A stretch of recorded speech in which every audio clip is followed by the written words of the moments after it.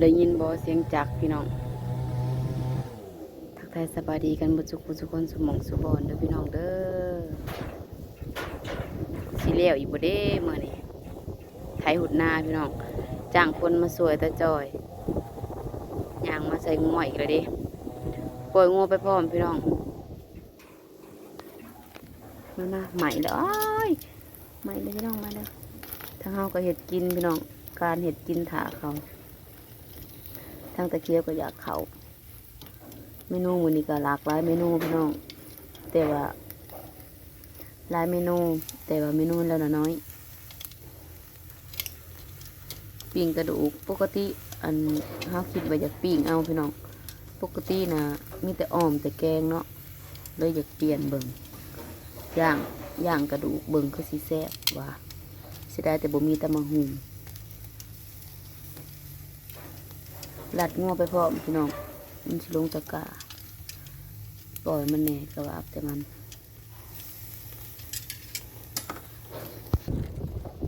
ตอนนี้ก็เป็นเวลา11 โมงคือสิแล้วลองนั่นคือสิพากันขึ้นมาตอนเช้าได้แต่พายกับลองนั่นลองขางนะตะเคียวกับตัดลำมันยายไปหาเฮ็ดพี่น้องได้เฮ็ดเพาะนำโอเจาะโบโอเจาะและนำลายแล้วก็สิสัวไก่พร้อมลายเมนูหักแนวละน้อย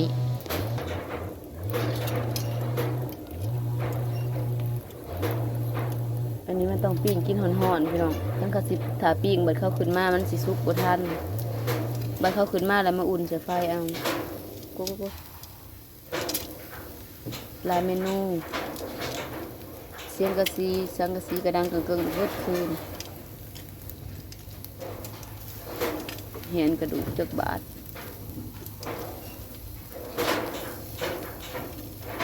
สิสัวไก่ก็สิจีไก่สัวก่อนเหมือนแน่มึงง่วนเด้อลูกเด้อพ่อนะบ่ได้เห็นได้ค่ะมาจะเห็ดน้ำมันนั่นน้ำนี่แล้วแบบงัวมันไวตัวไรหอดการ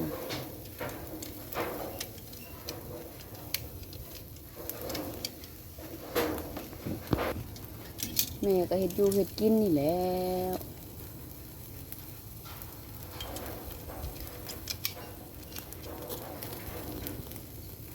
เป็นตาแสบนะพี่น้องอ้อมกับอ้อมนะมันกินดุแต่ส่วนแรกก็มีแต่อ้อมแต่ยังเอาบริย่างจากเถื่อสมมาพริกดูหลุดเข้ามาเบิกหน้าอีกวันนี้หลังจากหยุดไป2 มื้อฝนตกพี่น้องขาดเม็ดพ้นแล้วเด้นี่โอ้ยใส่พุยบัดช่วงสีดำหน้าผัดอันก้าเอื้อนพ้นผับอยากตุกได้บัดนี้พี่น้องบุตุกกับบุแคมีน้ำนองอยู่คันพ้นมันมาอีกบัดนี้กับสีหวานพุยพี่น้องคันพ้นมันบ่มากกับสีดูดน้ำน้องขึ้นใส่แล้วก็สีหวานพุยเอากฎเกณฑ์ของเรามันก็ต้องแนวนั้นอยู่แล้วปกติพี่น้องมันเป็นปกติของนาเฮา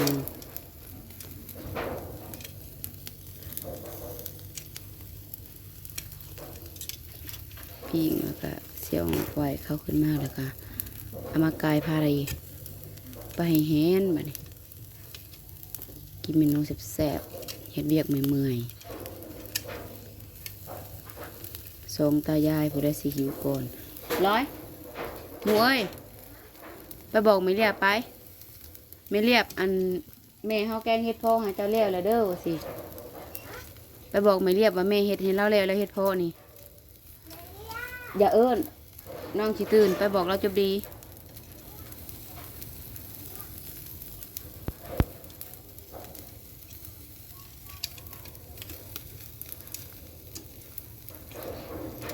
2 ตายายกับเมากับมันลูกกับเมากับนาจากเศษอะไรพี่น้องคำบ่เห็ดกับบริกินอย่าปากมันอย่าปากมันต้องปิ้งตัวนี้แหมผู้แรกก็สิจะไปเห็ดตัวนั้นเป็นตะแสบป่ะพี่น้อง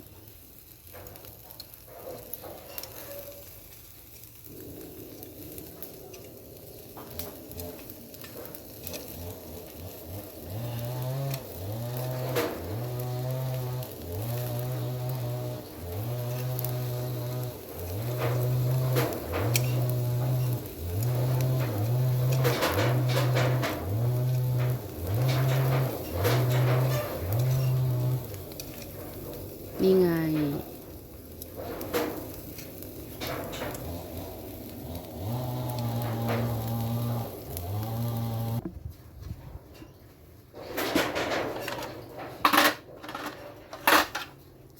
สัวไก่พี่น้องมัน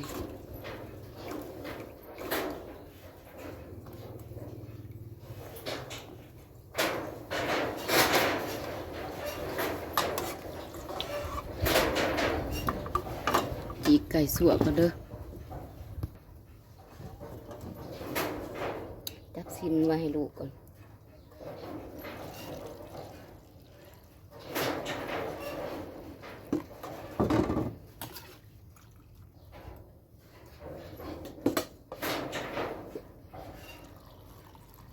น้ำสัวไก่ต้องใส่ละลายพี่น้องเพราะว่าสดเอาเด้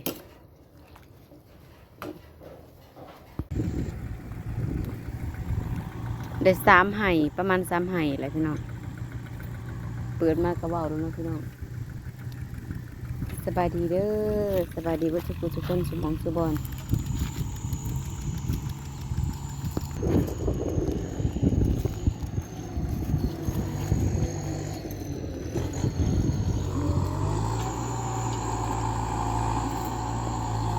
อ๋อมีแต่ไห่บ้าใหญ่บ้าใหญ่พี่น้องเอาอีน้อยนอนแล้วก็มาปล่อยงัวเลี้ยงเดี๋ยวตลาดไห่นี่เรียกคือสิใหญ่กว่าหมูได้3 ไห่พี่น้องอีพ่ออีเมย์ไห่หน้า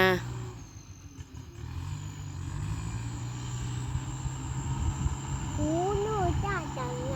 ล่ะ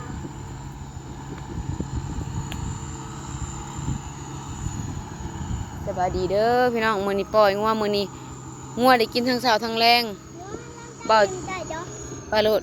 เบาจ่อยอยู่แล้วก็ได้เห็ดได้กินทั้งเช้าทั้งแรงได้พี่น้องเอ้ยงัวน่ะเพราะว่าท้ายหุดหน้าแล้วก็ซ่อมงัวไปนำเบาจ่อยกับท้ายหุดหน้าจ้างคนซอยเบาจ่อยพี่น้องตอนนี้ก็ได้ประมาณ60-70%นี่แหละแรก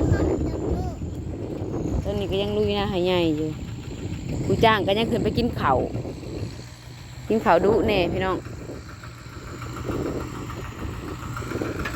เขากระเบิดพ่อเขาเจ้าหน่อยสิขึ้นไปหนึ่งเขาอีกได้นี่เขาอยากดูพี่น้องเขาเห็ดเรียกมันไทยยากก็ตัวมันหล่มเลย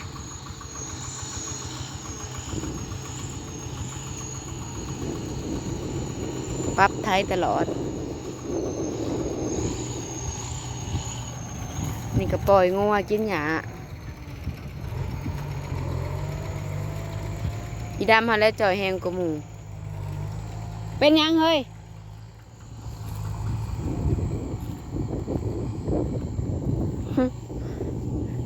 ยังอีกเป็นมือหนึ่งพอได้มันสิแล้วนี่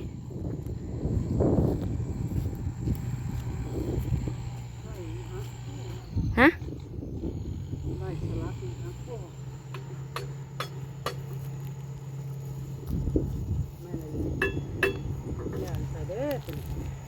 ก็ได้อีกเลยโอ้ย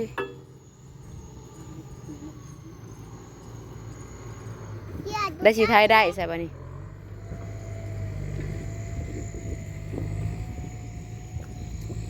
ปลาตะปูก็เยี่ยมยังอันนั้นนะ ขึ้นไปเอาขึ้นไปเอาไปอันคอยว่าเด้อต้มไก่พะโตกอัดอยู่นะมันกินเขานะแต่มันสิกินกับยังได้เขาก็ยังน้อยหนึ่ง แล้วหนูจุ่ม เขาจะขึ้นก็ขึ้นน้ำพอมึงโลด ตาดีให้นะจุ่ม แม่ถ่ายคลิปแม่ก็รัดง่วนนี่เด้ ตาหนึ่งก่อน ดำเบิดได้พี่น้องอันนี้นะปีนี้มันดำลายได้ปีนี้นะจักสิแล้วบ่แล้วถ่ายหุ่นไปจนเบิดกะก็ว่าหลายเฮ้อน้องตื่นเด้อเฮ็ดมึงเฮ็ดบนได้บ่แล้วก็ถ่ายหุ่นแล้วกับปะมันพี่น้องดิสอ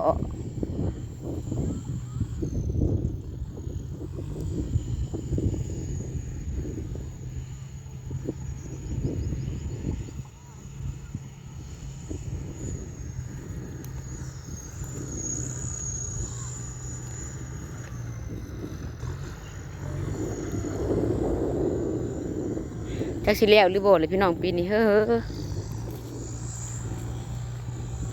จักสิแล้วอีหยังคันแล้วกล้าก็แล้วขี่ข้อกันพ่อน้ำเมื่อยก็บ่เป็นเมื่อยเธอ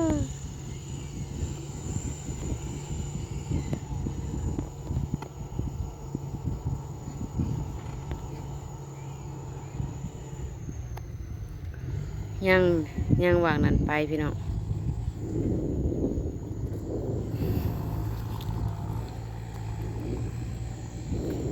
ปลูกมันก็ยังบ่แล้ว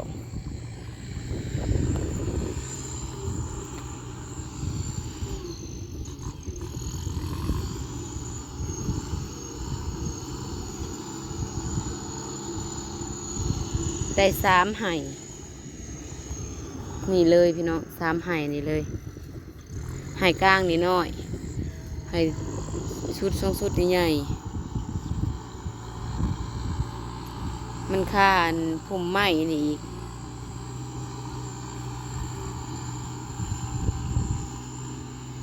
เห็ดแหลมไปเลยจนคุ้งแดนเลย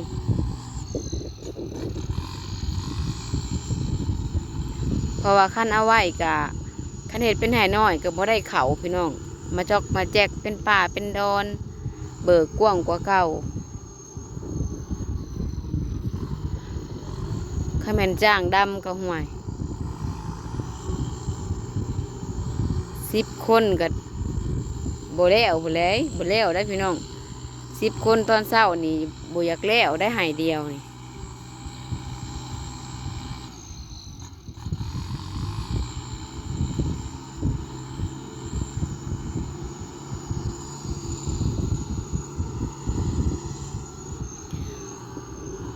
ความหมายเป็นมูลของพ่อของแม่เลยพี่น้องสิ้นส่วนนี่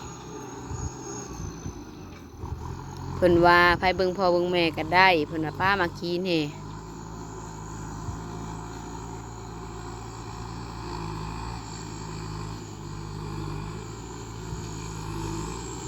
แถวนั้นมันเป็นทางน้ำคันสิบ่ขาดบ่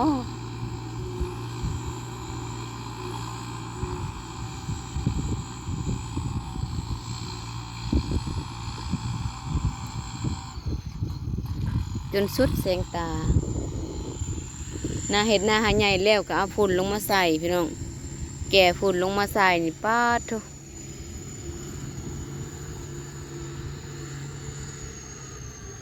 ขี้แกบกะมะกะลายเนาะแก่มาใส่จะให้ละ10 20โลดนี่โห้ย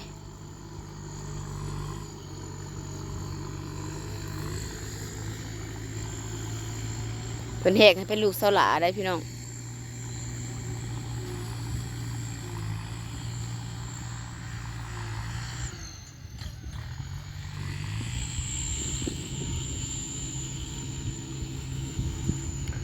หญ้าก็บ่ได้อึดดอกอันเทิงที่ไทยหุดแล้วก็กินในคันหน้าน่ะกับปันใด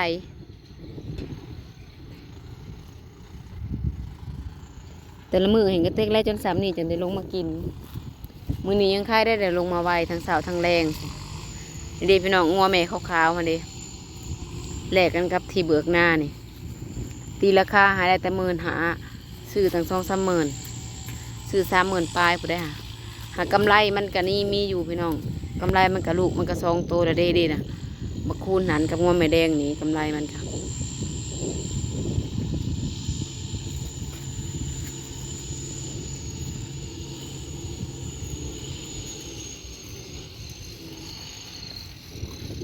เอาขึ้นพลงมันน้ำพออีกนะ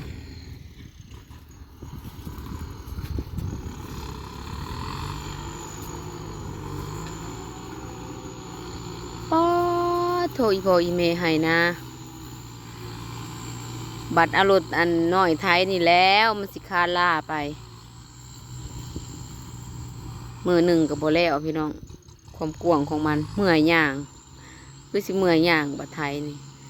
หากก็คือสิเฮ็ดเป็น2 งานเอาแหละพี่น้องก็คือสิบริไทยบาทเดียวดอกเฮ็ดเป็น2 งาน3 งานเอาสิประมาณ2 งานหั่นแหละเฮ็ดเอาประมาณ2 งาน2 งานก็คือเฮ็ดเป็นไห่เอาหั่นแหละพี่น้องเฮ็ดเฮาไทยก็เฮ็ดเป็น2 ไห่เอาบัดเฮาไทยก็บ่ได้เฮ็ดเป็นไห่เดียวเพิ่น2 งาน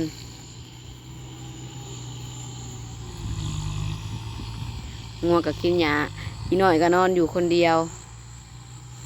แนมไปนำมาข่าวไปเฮิงเติบเลยสิขึ้นเป็นหนึ่งข่าวตะเวนคนงานหิวข่าวคนงานก็กินข่าวซิดุๆแหน่พี่น้อง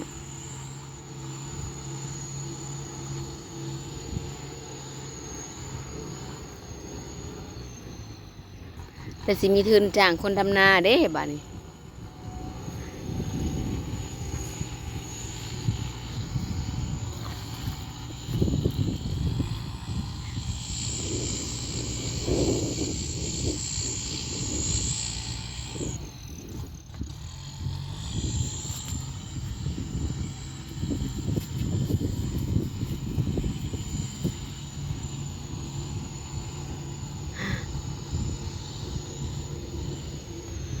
คันยามเวียกมาแล้วก็ก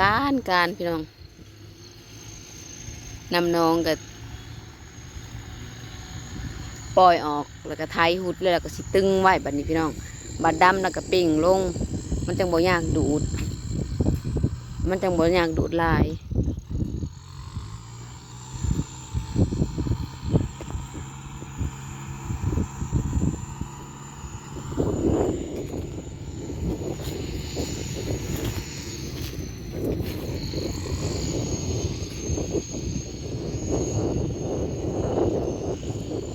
จิ้มแขวมันเลย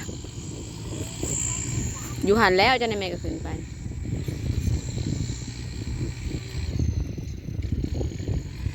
เขาคือบ่เอาลงอะน้อยกกติ้วนี่เนาะบนไหนเขาเอาลงกกติ้วหกละล่า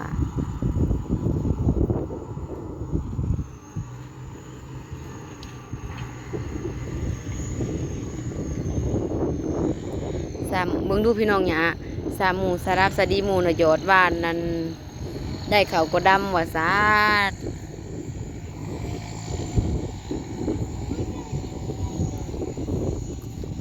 หน้าหมูมันงามพี่น้องไปได้แม่สิ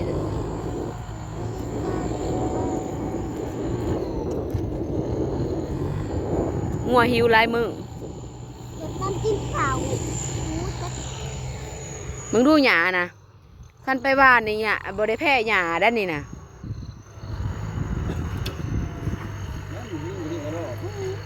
ฮะมังหินซึ่งนั่นกับมังหินคือกันนะมังหินให้ลุ่มปานนี่ก็เต็มมังหิน